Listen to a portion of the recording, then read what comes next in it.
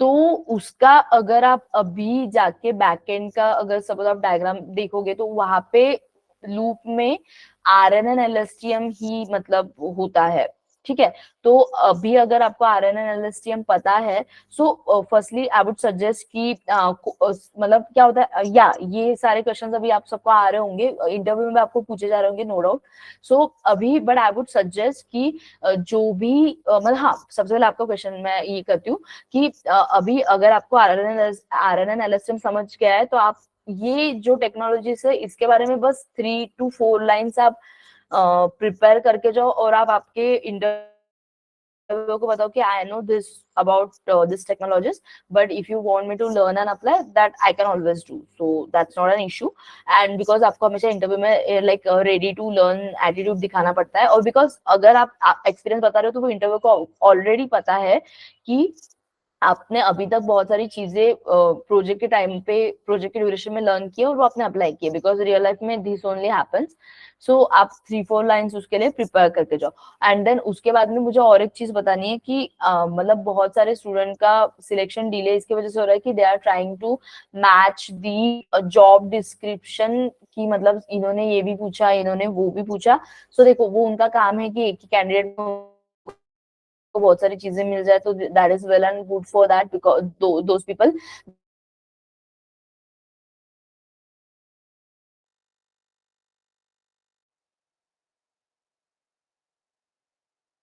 कि उनको भी पता है कि एक ही पर्सन में इतनी सारी चीजें नहीं मिलती है। तो कभी कभी क्या होता है, I have notice, because some students वो क्या कर रहे हैं कि उनको जब जॉब डिस्क्रिप्शन मिल रहा है उसमें जो जो चीजें, जो जो टेक्नोलॉजीज की रिक्वायरमेंट उनको है, तो स्टूडेंट्स क्या कर रहे हैं, वो इंटरव्यू से पहले वो टेक्नोलॉजीज को लर्न मतलब ट्राई करे कि थोड़ा सा कुछ देखे उसके बारे में या थोड़ा सा जान ले उसके बारे में, और फिर वो इंटरव्यू को जाए।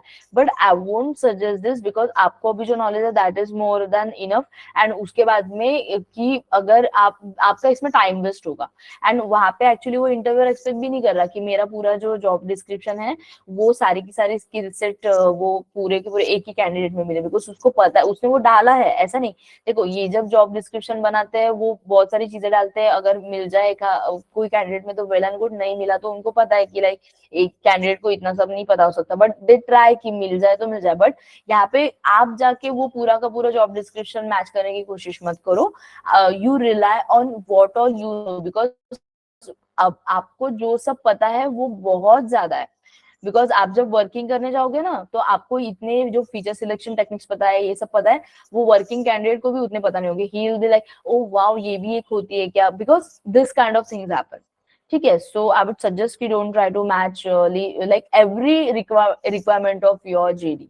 एंड वन मोर थिंग, मुझे आपको और एक चीज बतानी थी कि अभी आपको तो पता है कि आप Naukri.com पर किस तरीके से अप्लाई कर रहे हो एंड ऑल दैट थिंग, अभी सबको आपको पता है कि कैसे करना है, क्या करना है, कैसे चेंज करना है, कैसे अपडेट करना है, all things you know. But थोड़ा सा मैं बताती हूँ कि देखो, अभी आपको ऐसा बोला गया होगा कि रोज 50 to 60 जॉब को अप्लाई करो, ये वो सारी चीजें।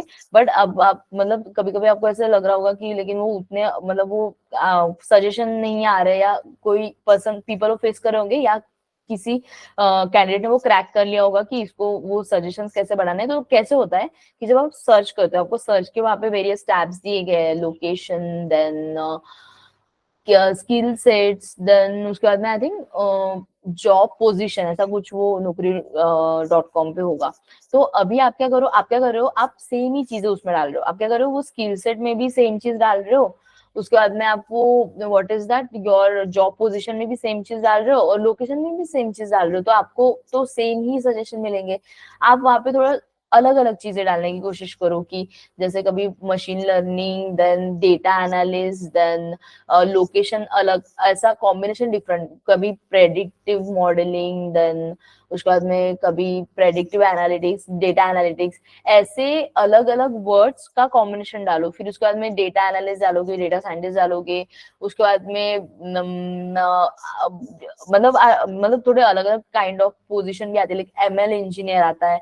तो अलग अलग अगर आप कीवर्ड को यूज करके सर्च करोगे तो आपको अलग अलग सजेशन मिलेंगे, है ना। और एक चीज कि आप लोग वो जो कीवर्ड्स और वो सब ऐड कर रहे हो, दैट इज गुड, बट वहाँ पे Naukri.com पे एक टूल्स का टैब होता है, मैंने बताया भी होगा जिनका मैंने लाइक NLP लिया होगा, तो यहाँ पे मतलब मैंने आपको एक बताया था कि एक टूल्स का टैब होता है, जहाँ पे आप आपने जो कीवर्ड्स आपके थ्रू आउट दी प्रोफाइल होते हैं, वहां पे वो चेक करता है कि आपने जो कीवर्ड्स ऐड किए उनका वेटेज कितना है। वेटेज मतलब वो इम्पोर्टेंट है क्या, तो वो टूल के लैब में जाके आप चेक कर सकते हो। अगर उसका वेटेज मतलब वो एक हॉरिजॉन्टल बार चार्ट होता है, तो वहां पे आप चेक कर सकते हो कि अगर कोई वर्ड का वेटेज कम है तो उसको आप रिप्लेस कर दो, दूसरा वर्ड ट्राई करो, फिर से वेटेज देखो, फिर से चेंज करो, मतलब दिस काइंड ऑफ एफर्ट।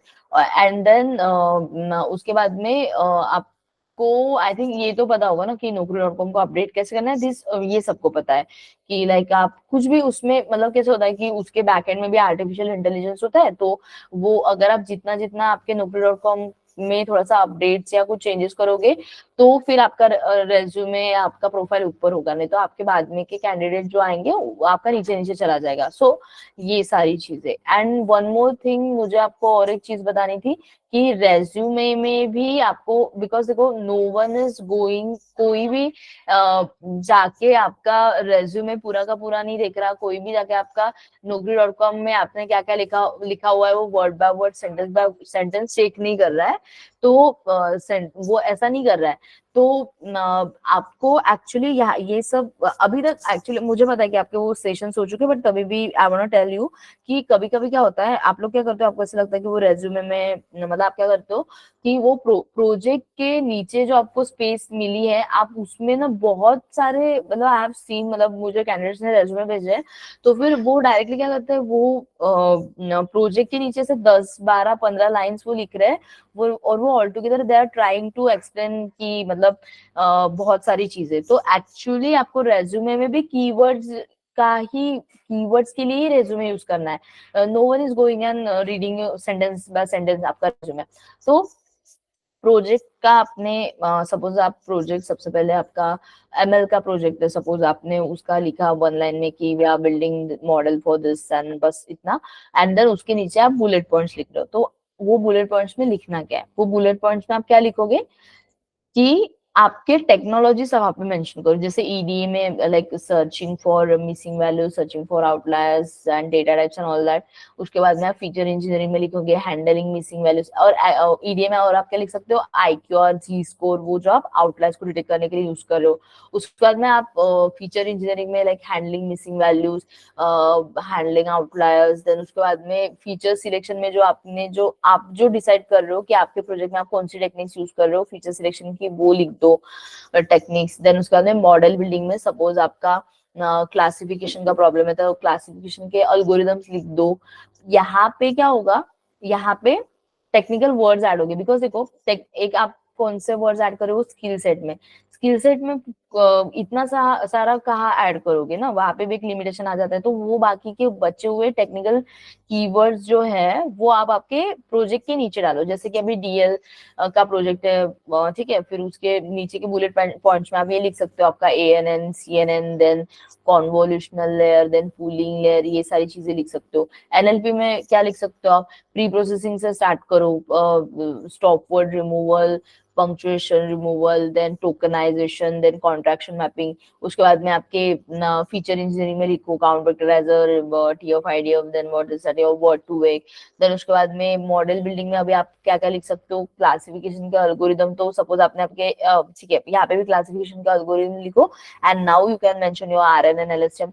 तो ऐसे आपको रेज्यूमे यूज करना है वो, बिकॉज मतलब लाइक स्टूडेंट्स को क्या लगता है कि वो जाके वो देख रहे हैं कि मतलब आप क्या करते हो, मैंने देखा है, बिकॉज प्रोजेक्ट के नीचे एक रोल्स एंड रिस्पॉन्सिबिलिटीज का हेडिंग डालते हो और उसमें इतना सारा लिखते हो, वो आई डोंट थिंक सो कि मतलब लाइक मैं भी इंटरव्यू लेती हूँ तो मैं इतना रेज्यूमे क्या मतलब वो इंटरव्यू के टाइम पे like I open and I see कि अच्छा इसने ये टेक्नोलॉजीज मेंशन किया, because no one is that much, obviously किसी को इतना टाइम नहीं होता, बिकॉज इंटरव्यू लेना is the extra effort for that working candidate कि हाँ अभी मुझे मेरा प्रोजेक्ट का काम करना है जल्दी से, तो मुझे पहले ये इंटरव्यू भी जल्दी से करके मैं मेरे काम को रेज्यूम करता हूँ, ऐसा ऐसा वाला होता है।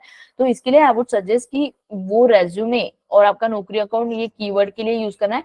बिकॉज क्या होता है मैं बताती हूँ, इंटरव्यू शेड्यूल कैसे होता है, वो एचआर बैठता है और जो इंटरव्यूअर है वो आजू बाजू में बैठता है और वो एचआर बोलता है कि बताओ मुझे वर्ड्स मैं क्या डालूं जिससे हमारा एक आधा रेज्यूमे शॉर्टलिस्ट हो जाए। ठीक है, तो वो यहाँ पे क्या हो रहा है, वो ना वो एचआर आपका नौकरी अकाउंट एक एक करके देख रहा है, ना वो जो इंटरव्यू ले रहा है वो आपका रेज्यूमे देख रहा है। तो फिर यहाँ पे यूज किसके लिए करोगे, तो वो कीवर्ड्स के लिए आप यूज करो, बिकॉज उसने ऐसा कुछ डाला तो वो जल्दी से आपका मतलब रेज्यूमे उसको सजेशन में आना चाहिए। तो दिस काइंड ऑफ थिंग्स, तो या। मैम प्रोजेक्ट एक्सप्लेनेशन लेने वाले हो आप, कि मतलब how to explain the project, मतलब कैसा? एक्चुअली आज हमारा लास्ट सेशन है और project explanation as in project explanation देखो, उसमें क्या होता है, ठीक है मैं एक काम करती हूँ, मैं आपको थोड़ा सा बता देती हूँ वैसे। देखो यहाँ मैम पॉसिबल एक सेशन लेना हो एक्स्ट्रा उसके लिए? नहीं, ये अभी बता देती हूँ, 2 मिनट में खत्म हो जाएगा। तो अभी देखो one second, मैडम एक्चुअली कैसा है ना, अगर हम लोग एक्सप्लेन करते हैं ना, तो वो लोग ज्यादातर यही क्वेश्चन पूछते हैं कि आपने मैक्स फीचर इतने ही क्यों लिए, ये आपने मॉडल यही क्यों यूज किया, लाइक ओ भी जैसे मैंने बोला कि उसका क्या बेनिफिट आपको हुआ, वैसे सब क्वेश्चन पूछते हैं। तो देखो ये सब ब्रेनस्टॉर्मिंग वाले क्वेश्चंस होते हैं। बिकॉज अभी देखो आप जब हमको क्वेश्चन पूछते तो मैंने वो ऐसा मतलब मैं ऐसा नहीं बता रही, मैं जैसे आपको बोल रही हूँ कि मैंने भी यहाँ पे जब आपको कैसे होता है, कभी भी जब आप नॉलेज गेन करते हो ना, मैं बताती हूँ, कभी भी नॉलेज को कंपार्टमेंटलाइज नहीं करना है। आप क्या कर मतलब आप नहीं, मैं किसी को पॉइंट आउट नहीं करी, मैं जस्ट यहाँ पे एक बता रही हूँ कि कभी भी नॉलेज को कंपार्टमेंटलाइज नहीं करना है।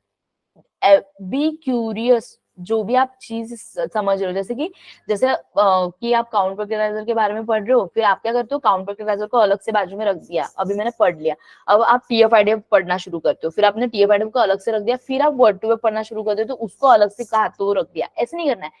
Try to interlink. How you can interlink, कि काउंट फैक्टराइजर काउंट यूज कर रहा है, TF-IDF वेटेज यूज कर रहा है, तो हाँ अगर सपोज अभी वहां पे क्वेश्चन क्या आएगा कि what is the difference between, जैसे उसने उस दिन शायद ठीक है, इट्स ओके। तो अभी देखो तो मुझे आपको क्या बोलना है कि never ever compartmentalize your knowledge, interlink it. मतलब यहाँ पे जैसे आपने ये क्वेश्चंस आपको आएंगे, क्यों आएंगे आपको ये क्वेश्चंस, बिकॉज वहां पे क्या होता है, इंटरव्यू कैसे फ्लो होता है अभी तक तो आपको समझ ही गया होगा। जो चीज आप बताते हो उस पर ही वो पूछते जाता है, फिर ऐसा क्यों हुआ वैसा, बिकॉज वो भी कोई क्वेश्चंस प्रिपेयर करके नहीं आया, वो भी रैंडमली वहां पे बैठ चुका है। एंड वो बैठ चुका है एज इन कि उसको भी पता है कि जो कैंडिडेट मुझे बताएगा उसने जो यूज किया है मैं उस पर ही क्वेश्चन पूछूंगा। दैट इज दी बिकॉज क्या होता है, ये एक बाय डिफॉल्ट, यहाँ पे अजम्पशन भी नहीं बोलूंगी, ये एक बाय डिफॉल्ट अंडरस्टैंडिंग है कि if you have worked on that, if you have worked on that, आपको उसके बारे में पता है मोस्ट ऑफ द चीज। तो इंटरव्यू ऐसे ही फ्लो होगा कि आप तो मतलब यहाँ पे बता सकते हो ना आपने ये क्यों यूज किया, और उसके बाद में एट दी एंड वो बहुत ही क्यों क्यों कर रहा है, तो आप क्या बोलो कि first of all like our data ने अच्छे से रिस्पॉन्ड किया इस पे, and whatever work we did our client was happy. बस मतलब अभी क्या हुआ, बट ऐसा नहीं कि आप हर बार यही बोल रहे हो कि no our client was happy so, no no no, ये कार्ड आपको एक ही बार यूज करना है। बिकॉज बहुत बहुत अगर वाई क्वेश्चन आ रहे कि वाई दिस, आपको ऐसा लग रहा है कि now you have given enough answers, then at the end like actually our data also worked well on this, and like our data also responded well on these technologies, and then at the end when we presented or when we handed our work to the client, so he was happy। ठीक है, but ये जो है ना, आपने जो बोला कि मैम वो पूछते हैं कि आपने ऐसा ही क्यों किया वैसा ही क्यों किया, तो this is how the interview flows, right? Because no one, किसी ने how do you know client was happy, because उन्होंने आपके मॉडल पे वर्क करना शुरू कर दिया, आपका मॉडल यूज करना शुरू कर दिया, so that is why. And because वो क्लाइंट आपको इतना कॉस्ट पे कर रहे हैं, तो वो वैसे तो आपका नहीं तो फिर आपका रिजेक्ट कर देंगे, तो इफ दे हैव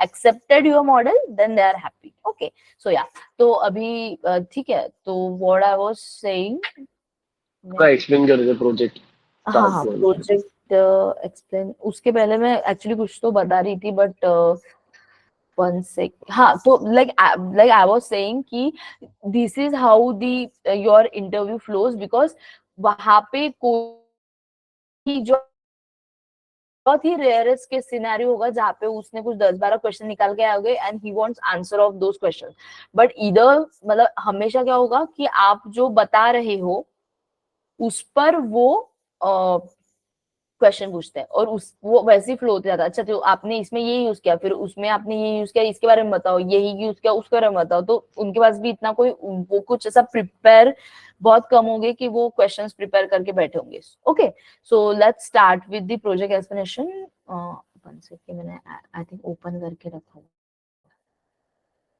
ठीक है, तो ऑब्वियसली जो आई थिंक मैंने जिनका जिनका एनएलपी लिया है मैंने उनको एक्सप्लेन करके बताया था, then I again revise this thing.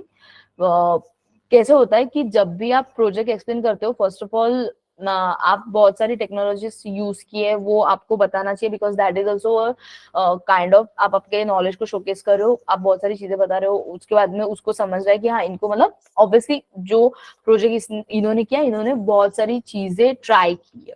ठीक है, तो देखो सपोज आपने बहुत अच्छा सा प्रॉब्लम स्टेटमेंट मतलब क्रिएट किया, एक यूज केस आपने क्रिएट की एंड देन आपने एक प्रोजेक्ट बनाया। तो सपोज मैं यहाँ पे डेटा का फॉर्मेट जेसॉन ले रही हूँ, so like we got data in JSON format and as we had the data in which we had reviews in multiple languages, so we needed to do the initial pre-processing. So initial pre-processing, in order to get the data in uniform format, we did initial pre-processing.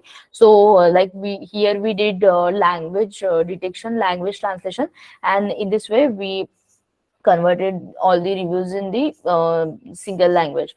Then after that we jumped on to do the EDA. So in EDA there are two components, like so here sorry, three components. So in EDA, like we generated n-grams, in n-grams also we generated unigram, bigram, trigram. Then after that we generated word cloud, and after that we did key phrase extraction. In key phrase extraction also we used two algorithms, which are Yake and Rake. Then after that we jumped on to do the pre-processing. So in EDA we got to know that there are lots of spaces, new lines, blank lines present over here. So we went ahead and we removed the spaces, new lines and blank lines. Then after that, like in order to retain the negative review as negative review, we did contraction mapping. Then we also got to know that some ascended characters are present over here in our data. So we can't remove the ascended characters. We handled the ascended characters. Then after that we did sentence like after that we did tokenization. In tokenization also we did sentence tokenization, word tokenization, regex tokenizer we used. Then word tokenization worked well, so we went ahead with that. Then after that we removed punctuation. After that we as we got to know that some stop words are present in our data, so we removed language domain specific software. तो actually यहाँ पे language specific तो आप directly import कर रहे हो, but यहाँ पे जो डोमेन स्पेसिफिक है he is not that much interested, but तभी भी थोड़ा सा बता दो कि सपोज कोई डोमेन पे काम करो तो इसके 2-3 डोमेन स्पेसिफिक सॉफ्टवेयर बता दो कि like we got domain specific software such as suppose हमारा health domain such as doctor, patient, and treatment. So we went ahead with multiple domain-specific stop words we got. So we went ahead and removed those language-specific as well as domain-specific stop words. Then after that, actually. In EDA, we also got to know that some random alphabets are present in our data, which were not making that much impact. So we went ahead and we only fetched the words which have length greater than 2. Then after that, we did normalization. In NLP, normalization means we convert the whole text into single case. So we did that. We converted the whole text into lowercase over here. Then also we got to know that in EDA, we got to know that like some spelling mistakes are present in our data. So we went ahead and we used autocorrect library, TextBlur library, SimSpell library. So autocorrect library worked well. So we went ahead with autocorrect library. Then after that, we used some pruners in order to get the root words of the words present in our data. So we used stemmer, lemmatizers, porter stemmer, then snowball stemmer. So Lematizer worked well, so we went ahead with Lematizer. Then after, in this way we got clean data. So अभी मैं मेरे पास target column नहीं है, ये वाला angle ले रही हूँ. So actually in this way we got the clean data, but we had unlabeled data. So in order to convert the unlabeled data into labeled data, we use clustering. In clustering also we use various algorithms such as k-means, hierarchical clustering, dbScan, SORM clustering, and we actually we know that like to any algorithm we can't send the text data. So here actually what we did is we converted into numerical format using count vectorizer, TF, IDF, and then word to vec. And we saw the various combination of various clustering algorithm with these three feature engineering techniques. And actually we needed to evaluate like which combination created the best clusters. So we used Shillot score, Shillot visualizer, and after evaluating we got to know that k-means along with word to vec gave us good clusters. So we went ahead with that combination, and after that we got the training data. So now we have the text column as well as we have the target column. So here we started building the model. So we started with logistic regression, then we used SVM, Naive decision tree classifier, AdaBoost, RNN, then LSTM. So RNN worked well, so we went ahead with RNN. That's it. So यहाँ पे आप इस तरीके से जब project बताते हो ना, तो अभी यहाँ पे क्या होता है, कभी भी मैं मेरा मतलब ऐसा बोलना है कि आप जब भी इंटरव्यू में आपका मतलब आप जो भी बोलते हो, तो वो जो भी बोलते हो, तो जब भी आपको बोलने का, ऑब्वियसली जब भी उन्होंने कुछ क्वेश्चन पूछा, तो कभी भी आपने ये सोचना कि मैं मेरा नॉलेज कैसे शोकेस कर सकता हूँ. तो जैसे कि अभी यहाँ पे ये प्रोजेक्ट एक्सप्लेनेशन में आपने आपका पूरा नॉलेज शोकेस कर दिया जो आपने पढ़ा, ठीक है. तो और आप यहाँ पे अगर आप इस तरीके से प्रोजेक्ट एक्सप्लेन करोगे, तो आपके इंटरव्यू को क्या पता चलता है कि इनको बहुत सारे ऑप्शंस पता है फर्स्ट ऑफ ऑल. उसके बाद में कौन सा ऑप्शन अच्छे से वर्क किया वो भी आपको पता है. तो अभी यहाँ पे डोंट गेट कंफ्यूज कि लाइक आपको वो जैसे कि मैंने बताया कि दिस वर्क वेल, वो दैट वर्क वेल, तो वो वर्क वेल आपको कैसे समझता है, आप एक एक चीज को आपके मॉडल बिल्डिंग तक लेके जाते हो, फिर वो मॉडल की एक्यूरेसी चेक करते हो, ये ऐसा होता है, ठीक है. तो इसीलिए फिर जैसे कि आपको अभी सब आप ऐसा बोलोगे कि मतलब मैंने ये ट्राई किया फिर ये अच्छे से वर्क किया, तो वहां पे ऑब्वियसली क्वेश्चन आएगा कि ये आपको कैसे पता चला कि इसने अच्छे से काम किया. तो आप बोलोगे कि मतलब ऑल टुगेदर उसमें मॉडल बिल्डिंग तक लेके गए तो वो उसने अच्छे से काम किया. तो ये जो क्वेश्चंस होते हैं ना, ये आप ना जब प्रोजेक्ट प्रिपेयर करते हो तो आपको भी बहुत सारे क्वेश्चन आ रहे होंगे, तो वो क्वेश्चन खुद लिखो, बिकॉज आपको जो क्वेश्चन आ रहे हैं वो वैसे काइंड ऑफ क्वेश्चन थोड़े से इंटरव्यू को भी आएंगे, बट वो क्वेश्चन का आंसर आपके पास होना चाहिए. तो बी इंक्विजिटिव, मतलब कि जैसे कि आप खुद को ही क्वेश्चन पूछ रहे हो, खुद मतलब जब आप प्रोजेक्ट एक्सप्लेन कर रहे हो ना, तो आपको ऐसा लगा कि मैंने अगर ये वाला ऑप्शन बताया तो इंटरव्यू मुझे ऐसा पूछ सकता है कि ये क्यों यूज किया या फिर वो क्यों यूज नहीं किया. तो वो क्यों यूज नहीं किया का भी आपके पास आंसर होना चाहिए, और ये क्यों यूज किया स्पेसिफिकली उसका भी आंसर आपके पास होना चाहिए. तो जब आप बनाते हो प्रोजेक्ट, आप बनाते हो, तो आपको जितने क्वेश्चन आ रहे हैं वो सारे लिख लो, बिकॉज आपको भी बहुत सारे क्वेश्चन आते हैं. बिकॉज अगर आपके प्रोजेक्ट स्टोरी में थोड़ा सा मतलब आपको ऐसा लग रहा है कि मैं अगर ये बताऊंगा तो मुझे ये क्वेश्चन आएगा, ठीक है, तो वो क्वेश्चन लिख के रखो, उसका आंसर लिख के रखो. सो यही प्रोसेस होता है. Is this clear? But I would suggest कि जब भी आप कुछ बता रहे हो तो उसको एक अपॉर्चुनिटी की तरह लो, कि आप उसको अपॉर्चुनिटी की तरह कैसे लोगे कि मैं मेरा नॉलेज कैसे शोकेस करूं, ठीक है. तो बहुत सारी लाइक चीजें हैं, और जैसे कि जो आपका एक क्वेश्चन था that is also like hitting to my mind कि मैम वो जब हम कुछ पूछते हैं तो वो पूछते हैं कि because this is how interview flows, कि मतलब आपने ये क्यों यूज किया एंड फिर आपने वो क्यों नहीं यूज किया. So this is how it flows. तो कैसे ये क्वेश्चंस को आप कैसे हैंडल कर सकते हो, आपने आपके प्रोजेक्ट में जो जो टेक्नोलॉजीज यूज की है उसका रीजन आप पहले लिख लो कि मैंने यही क्यों यूज किया, और फिर उसके जो ऑप्शंस होंगे अदर देन दैट, वो ऑप्शंस का भी लिखो कि फिर वो ऑप्शंस तो मेरे पास थे, मैंने वो क्यों यूज नहीं किया, ये मैं क्या बताऊंगा। तो फिर आप वो नेक्स्ट टाइम वो क्वेश्चन हैंडल कर पाओगे। Is this clear?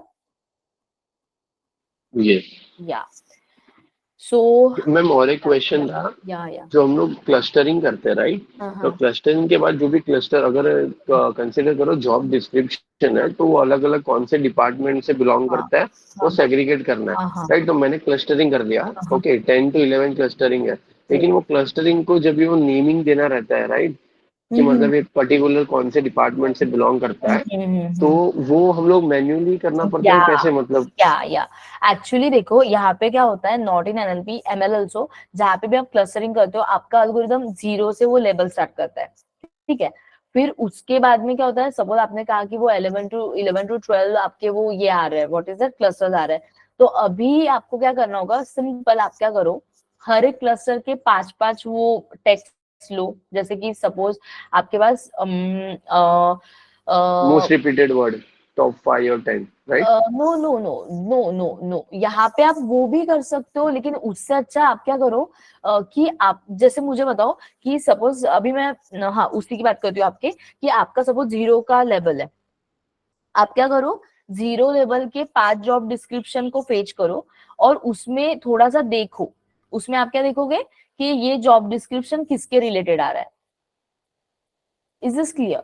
मतलब मेरे को तो 5 रिकॉर्ड से आपको समझ जाएगा कि, तो ये एक्चुअली मैनुअल वर्क होता है, बिकॉज योर अल्गोरिदम जो होता है वो क्या करता है, आप टॉपिक मॉडलिंग में भी यही करते हो, मैंने आपको क्या कहा था, आप टॉपिक मॉडलिंग का भी अल्गोरिदम अगर बिल्ड भी करते हो तभी भी वो क्या करेगा, आपको क्लस्टर्स ही रिटर्न करेगा, आपको जाके उसको मैनुअली हेडिंग देना पड़ता है। तो या अगर आप वो फ्रीक्वेंट वर्ड्स भी यूज करो, बट मेरा थोड़ा सा कंसर्न यहाँ पे ये है कि वो जॉब डिस्क्रिप्शन थोड़े से डिफरेंट डिफरेंट होते हैं डिफरेंट डिफरेंट इंस्टीट्यूशन के, तो अगर आप फ्रीक्वेंट वर्ड्स फेच करोगे तो वो थोड़ा सा मतलब एम्बिगियस हो जाएगा कि एग्जैक्टली ये किसके बारे में बात कर रहा है, बिकॉज डेटा साइंस का जो, या फिर बहुत सारे जेडी ऐसे होते हैं कि उसमें मिक्स टेक्नोलॉजीज होती है, तो यहाँ पे अगर आप फ्रीक्वेंट वर्ड्स यूज भी करोगे तो आप कंफ्यूज हो जाओगे।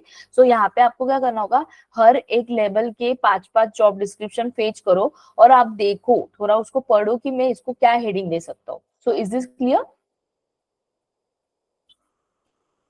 या यस बिकॉज कहाँ पे भी जब आप क्लस्टरिंग करते हो और आपको क्लस्टर्स मिलते हैं तो आपको उसको लेवल मैन्युअली देना होता है, बिकॉज अल्गोरिदम उसका क्लस्टर वाला वो सिमिलर पैटर्न सर्च करके, या सिमिलर पैटर्न जब उसको मिलता है तो वो क्लस्टर्स फॉर्म कर देता है, दैट इज अल्गोरिदम का काम।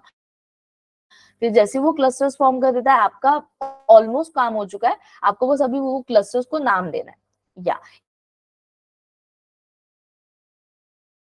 इवन हमारे सेंटिमेंट एनालिसिस में भी जब मैंने आपको क्लस्टरिंग कहा था, तो लास्ट में जब आप वो क्लस्टर्स बना लेते हो, हर एक रिव्यू को अपना अपना लेवल आ जाता है, उसके बाद में आप क्या करते हो, उसके बाद में आप क्या करते हो, वो 0, 1, 2 सपोज लेवल आ गए तो 0 के 5 रिव्यूज फेच करो, 2 के 5 रिव्यूज फेच करो, 1 के 5 रिव्यूज फेच करो, और आपको 5-5 रिव्यू में समझ जाएगा कि ये निगेटिव बातें की गई है, this is the negative review का क्लस्टर, यहाँ पे अच्छी अच्छी बातें की गई है, तो दिस इज पॉजिटिव रिव्यू का क्लस्टर। तो is this clear? So this thing you need to do whenever you do clustering, because your आपका algorithm बस वो labels return करता है। So is this clear? Yes.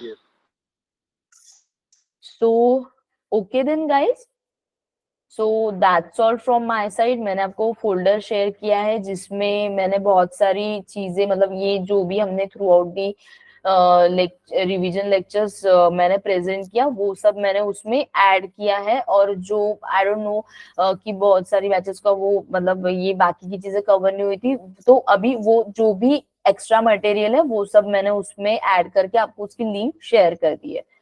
So thank you all and all the best for your further journey. So thank you all. So yeah. Hello Thank ma'am. you, ma'am. Thank you. हाँ yes yes. One was saying ma'am अगर NLP का project show करना हो तो कौन सा better होगा? It's not about better, it's देखो यहाँ पे मैं आपको थोड़ा सा बता देती हूँ कि हमने जितने भी देखे हैं उसमें आप मतलब sentiment analysis I would suggest कि यू शुड अवॉइड, बिकॉज अभी कैसा हो गया, एनएलपी बोला तो सेंटिमेंट एनालिसिस, बट मैंने जो सेंटिमेंट एनालिसिस का फ्लो बताया है, दैट फ्लो आप यूज कर सकते हो कोई भी टेक्स्ट क्लासिफिकेशन के लिए। जैसे अभी इन्होंने एक प्रोजेक्ट के बारे में बताया, तो दैट काइंड ऑफ, मतलब वहां पे आपको बस क्या क्रिएटिविटी करनी है कि आपके पास जो डेटा है वो टेक्स्ट के फॉर्मेट में आना चाहिए, और आपको उसको कुछ तो क्लासिफाई करना है। जैसे एक सिंपल बताती हूँ कि आपके पास डिसीजेस के सिम्टम्स का डेटा आ रहा है, जो एक टेक्स्ट होगा, और उसका रिलेटेड डिसीज आपको टारगेट कॉलम में प्रेडिक्ट करना है। तो इसके बाद क्या होगा, आपका मॉडल क्या करेगा, अगर उसको सिम्टम फीड किए तो आप क्या करोगे, वो डिसीजेस प्रेडिक्ट करोगे। ये ऐसा, मतलब मैंने आपको कहा कि कोई भी टेक्स्ट, जैसे कि लीगल डॉक्यूमेंट्स है, लीगल डॉक्यूमेंट्स का क्लासिफिकेशन का एक प्रोजेक्ट बन सकता है कि आपके पास बहुत सारे लीगल टेक्स्ट आ रहे हैं, एंड आपको उसको वो कौन सी केस है या दिस काइंड ऑफ चीजों में आप उसको थोड़ा सा क्लासीफाई कर सकते हो। यहाँ पे आपको डोमेन के बारे में बहुत पढ़ना पड़ेगा, और डेटा साइंस में ऐसा होता है कि आप अगर कोई डोमेन पे काम कर रहे हो तो आपको डोमेन के बारे में पता मतलब करना ही पड़ता है, बिकॉज डेटा साइंस ऐसा इंडिपेंडेंटली वर्क नहीं करता। आप जो डोमेन पे काम करो, आपको डोमेन के बारे में समझना पड़ता है, और फिर आप उस पर अच्छे से मॉडल बिल्ड कर सकते हो। तो ये लीगल वाला हुआ। और एक था कि स्किल सेट के अकॉर्डिंग, सपोज आपके पास क्या हो रहा है, रेज्यूमे में स्किल सेट का डेटा आ रहा है, और उसके बाद में आपके पास में जॉब डिस्क्रिप्शन का जॉब डिस्क्रिप्शन का डेटा आ रहा है। तो यहाँ पे आपको देखना है कि कौन से जॉब डिस्क्रिप्शन को कौन सा resume according to skill set fit हो रहा है, ताकि हम उसका इंटरव्यू शेड्यूल कर पाए। तो ऐसा भी प्रोजेक्ट हो सकता है। तो और उसके बाद में डॉक्यूमेंट क्लासिफिकेशन आप कर सकते हो। आपके पास बहुत सारे टाइप ऑफ डॉक्यूमेंट आ रहे हैं, तो उनको आप क्लासिफाई कर रहे हो। उसके बाद में आप टॉपिक मॉडलिंग कर सकते हो। ये एक्चुअली अगर आप देखो ना, ये सब प्रोजेक्ट सेम ही है, बस आप उसको अलग अलग हेडिंग दे रहे हो, और आप थोड़ा सा यूज केस चेंज कर रहे हो। जैसे टॉपिक मॉडलिंग में आप क्या कर रहे हो, आपके पास बहुत सारे डॉक्यूमेंट्स आ रहे हैं, और फिर आप वो डॉक्यूमेंट्स का क्लस्टर बना के आप उसको हेडिंग दे रहे हो। डॉक्यूमेंट क्लासिफिकेशन में भी आप वही करो, टेक्स्ट क्लासिफिकेशन में भी आप वही करो, but you need to present this project differently. मतलब ऐसा है कि आप फ्लो सेम ही यूज कर रहे हो, but you should like we built a text classification problem on the like symptoms data, and we used to like classify the diseases using that. So यहाँ पे मैंने आपको जब NLP कवर किया होगा, मैंने आपको ये बताया होगा कि आपका फ्लो सेम है, बस आप क्या करो, एक अच्छा सा यूज केस ढूंढ के लाओ जिसमें आपको व्हाट इज दैट, जिसमें आपको टेक्स्ट डेटा मिल रहा है और आपको उसको क्लासिफाई करना है। बाकी फ्लो सेम है, बाकी फ्लो बिल्कुल टेक्निकल स्टफ पूरा सेम है। बस आपके पास चाहिए एक टेक्स्ट डेटा, आपके पास चाहिए वो टेक्स्ट डेटा की यूज केस। जैसे कि बहुत कुछ भी हो सकता है, लाइक कि जैसे कि व्हाट इज दैट, सपोज एक क्लासेस का इंस्टीट्यूशन है, जैसे कि वो ट्यूशंस लेते हैं। तो वहां पे एक्चुअली क्या हो रहा है, बहुत सारे स्टूडेंट्स, एक्चुअली ना उनके पास में बहुत सारे डिपार्टमेंट्स है, जैसे वो फार्मेसी, देन उसके बाद में ऐसे भी वो क्लासेस ले रहे हैं, इंजीनियरिंग के अलग क्लासेस ले रहे हैं, इंजीनियरिंग के ब्रांचेस के अलग क्लासेस ले रहे हैं। तो जब भी कोई स्टूडेंट आता है तो वो फॉर्म फिल करता है कि मुझे इसमें एडमिशन लेना है।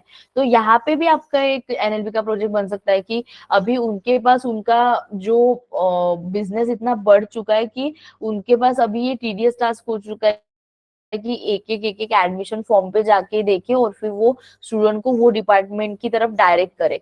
तो अगर सपोज आप इस पे एनएलपी का प्रोजेक्ट बिल्ड कर रहे हो, जिसमें आप वो फॉर्म में की कुछ चीजें एक्सट्रैक्ट कर रहे हो, और फिर आप बता रहे हो कि ये कैंडिडेट को ये डिपार्टमेंट में ट्यूशंस लगानी है। सो इस तरीके के प्रोजेक्ट, बस आपको क्रिएटिव बनना है। Is this clear? So this kind of Yes, project ma'am. बना सकते हो। मैम यस, रिव्यू में ही क्लासिफिकेशन और सेंटिमेंट एनालिसिस दोनों कर सकते हैं ना? या अगर कोई पर्टिकुलर, अगर कोई कंपनी हाँ है, हाँ हाँ हाँ उसमें 5 to 6 प्रोडक्ट्स बना रही है, तो हाँ, उनको उनके रिव्यू से ही वो क्लासिफाई करना है ये कौन से प्रोडक्ट के लिए रिव्यू है, और प्लस उसका सेंटीमेंट भी। तो उसके सामने एग्जैक्टली। एक ही प्रोजेक्ट होगा या दो हो जाएगा, प्रोजेक्ट अलग अलग हो जाएगा कि क्योंकि क्लाइंट कभी भी दो यूज केस से आता है ना, मतलब दो तीन मल्टीपल यूज आई केस से गॉट इट, आता है ना। I got it, I got it. तो यहाँ पे आपका एक ही प्रोजेक्ट बन सकता है। कैसे बताऊँ क्या मैं, मतलब देखो अभी यहाँ पे आप अगर आपको इसमें थोड़ा ऐसा ऐड करना है कि दो प्रोजेक्ट थे, ये भी कर सकते हो, या फिर ये एक ही प्रोजेक्ट बनेगा। बिकॉज सबसे पहले आपको क्या क्लासिफाई करना है, रिव्यूज कौन से प्रोडक्ट के लिए, और उसके यस। बाद में वो पॉजिटिव है या निगेटिव है या न्यूट्रल है। तो ये एक प्रोजेक्ट कैसे बन सकता है, एक्चुअली यहाँ पे क्या होगा, ये मल्टी लेवल क्लासिफिकेशन होगा। मल्टी लेवल क्लासिफिकेशन और मल्टी क्लास क्लासिफिकेशन में डिफरेंस है। मल्टी लेवल क्लासिफिकेशन में आप दो चीजों को एक साथ प्रेडिक्ट करते हो, राइट। यहाँ पे आपको एक प्रेडिक्शन देना है प्रोडक्ट का और एक प्रेडिक्शन देना है सेंटिमेंट का। तो यहाँ पे आप क्या कर सकते हो, यहाँ पे पहले प्रोडक्ट को क्लासिफाई कर लो, ठीक है, तो आपका एक लेवल बन जाएगा। उसके बाद में आप वो सेंटिमेंट को क्लासिफाई कर सकते हो। और else what you can do is कि हाँ, तो अभी जब आप प्रेडिक्शन दोगे तो आप यहाँ पे क्या कर सकते हो पता है, ये दोनों कॉलम को मर्ज कर सकते हो। तो वो प्रेडिक्शन में प्रोडक्ट, तो देखो यहाँ पे क्या होगा, प्रोडक्ट वो डिपार्टमेंट के लिए प्रोडक्ट के कॉलम में प्रोडक्ट तो सेम ही होगा, उसके बाद में वो प्रोडक्ट के डिपार्टमेंट में प्रोडक्ट सेम ही होगा, और देन सेंटिमेंट डिफरेंट हो गए। तो यहाँ पे आप मर्ज भी कर सकते हो कि ये प्रोडक्ट का ये सेंटिमेंट है। Is this clear? Otherwise you can do Yes. Multi level classification. So okay ma'am, मतलब सबसे पहले मुझे यही करना है ना कि अगर मुझे रिव्यू आया तो सबसे पहले मैं वो क्लस्टरिंग करके क्लासिफाई करूंगा कि कौन से डिपार्टमेंट में, या राइट। तो या उसका एक कॉलम मैंने जनरेट कर दिया।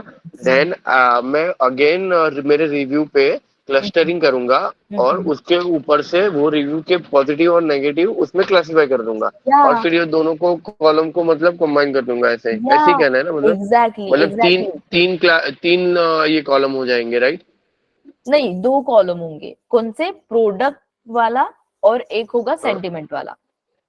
हाँ मतलब ओरिजिनल वन मैंने ऐसे हाँ, ही रखा, मतलब मतलब टेक्स्ट वाला, रिव्यू का। ओके टेक्स्ट वाला, टेक्स्ट, या एग्जैक्टली, या आई थॉट कि आप वो ओके लेवल, या एग्जैक्टली ओके। तीन तो मेरा वाला। प्री प्रोसेसिंग लाइन मतलब कैसे बनेगा? सबसे पहले मेरा क्लस्टरिंग होगा, फिर हाँ मेरा हाँ हाँ प्रोडक्ट का हाँ क्लासीफाई होगा, फिर हाँ वो हाँ। मेरा अपेंड हो जाएगा सारा कॉलम, और हम्म। उसके बाद वापस मेरा क्लस्टरिंग होगा और फिर वो रिव्यू अपेंड हो जाएगा, वैसे ही ना मैम?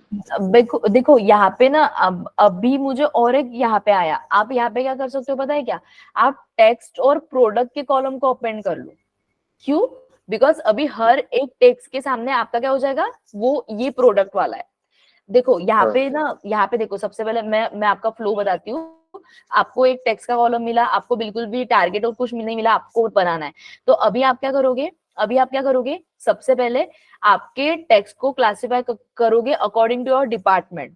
जहाँ पे क्या पता चलेगा कि आपके जो रिव्यू है